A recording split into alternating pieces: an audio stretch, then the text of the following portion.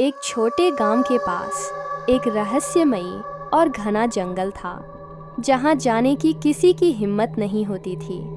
गांव वालों का मानना था कि वहां एक भयंकर आत्मा छलावा और उसकी पत्नी डायना का साया है, जो भी वहां गया कभी लौटकर नहीं आया।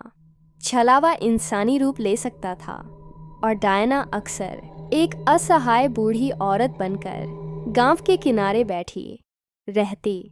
जो भी उसकी मदद को जाता गायब हो जाता। रात को बच्चों की चीखें और औरतों की सिसकियां गांव में आम हो चुकी थीं। एक दिन गांव की लड़की मीरा देर शाम घर लौट रही थी। अचानक उसे अपने पीछे किसी की आहट सुनाई दी। तभी एक जानी पहचानी आवाज़ आई, मीरा, इस अंधेरे में कहाँ जा रही हो? सामने उसका मित्र अभय खड़ा था। मीरा ने राहत की सांस ली, लेकिन जैसे जैसे वे जंगल की ओर बढ़े, अभय का चेहरा डरावना होने लगा। उसकी आंखें लाल हो गईं और नाखून नुकीले। मीरा को समझ आ गया कि ये अभय नहीं, छलावा है। भागने की कोशिश में वह डायना के हाथों में फंस गई और उसकी चीखें अंधेरे में गुम हो गईं।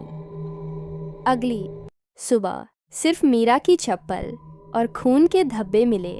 गांव के मुखिया को इस डर का एहसास तब हुआ जब उनका बेटा नवीन शहर से लौटते समय छलावे का शिकार बन गया।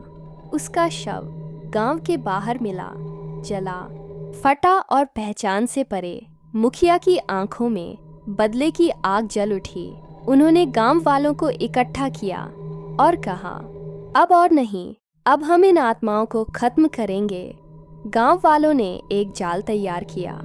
राघव, गांव का सबसे बहादुर युवक, चारा बना और रात को अकेले जंगल में गया। जैसे ही छलावा और डायना आए, वे जाल में फंस गए। गांव वालों ने आग लगा दी। डायना जलकर राख हो गई, लेकिन छलावा एक चींटी बनकर भाग निकला। कुछ महीनों बाद राघव की बेटी सीमा शहर से पढ़ाई पूरी कर गांव लौटी।